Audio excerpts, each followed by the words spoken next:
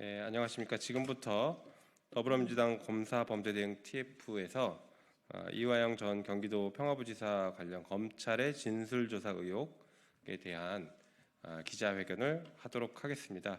먼저 참석한 사람 소개하겠습니다. 민형배 의원님 오셨습니다. 그리고 김성진 변호사 오셨습니다. 네, 그리고 저는 김영민 의원입니다. 언론 보도에 충분히 확인된 것처럼 이화영 전 부지사가 법정에서 검찰이 진술을 연습시켰고 진술을 조작했다라는 취지로 증언을 했고, 그것이 지금 검찰과 이화영 전 부지사 간의 진실 공방처럼 연일 보도가 이어지고 있습니다.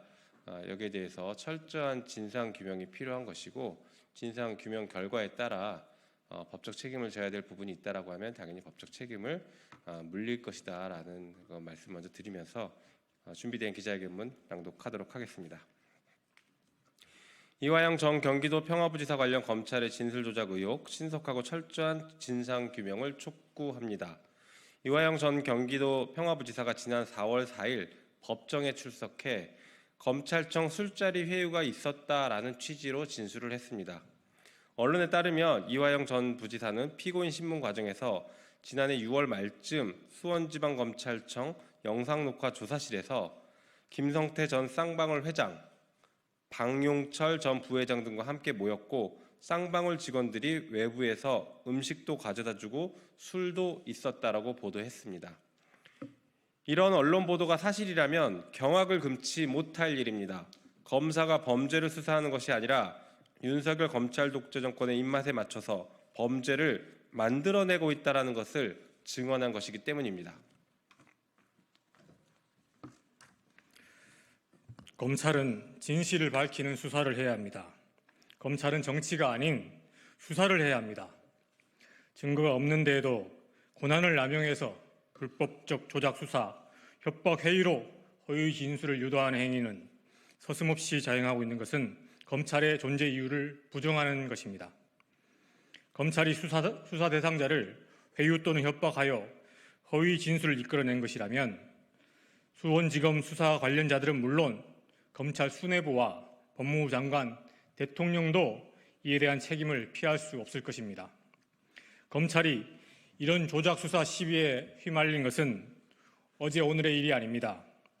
반복적인 조작 의혹들이 발생하지 않기 위해서는 검찰의 무소불위 권한을 축소해야 합니다. 수사권을 이관하고 기소기관이라는 본연의 모습으로 돌아가야 합니다. 또한 사건 조작죄와 법 왜곡죄를 도입하여 수사기관의 사건 조작 행위를 방지하고 부당한 목적으로 양심을 버리고 법을 왜곡하여 공정한 사법정의 실현을 방해하는 경우 엄하게 처벌하겠습니다.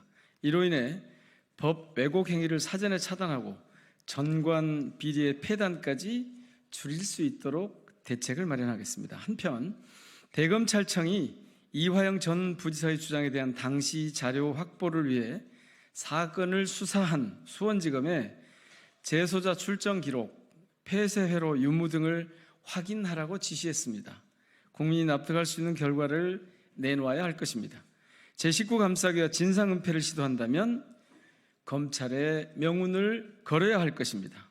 저희 검사범죄 대응 TF는 검찰의 조작수사, 협박과 회유로 허위의 진술을 유도하는 행위, 증거조작 등 검사의 위법 부당한 행위 관련 의혹에 대하여 철저한 진상규명을 촉구합니다. 만약 위법 행위가 밝혀진다면 반드시 엄중한 책임을 묻겠습니다. 2024년 4월 17일 더불어민주당 검사범죄 대응 TF 1동 이상입니다.